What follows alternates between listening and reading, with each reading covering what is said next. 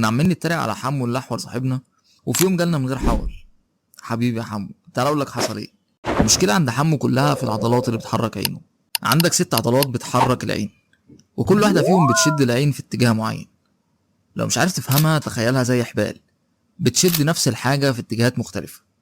لو قوى الشد مش متساويه، الحاجه هتتحرك ناحيه معينه، وده بالظبط اللي بيحصل في الحول.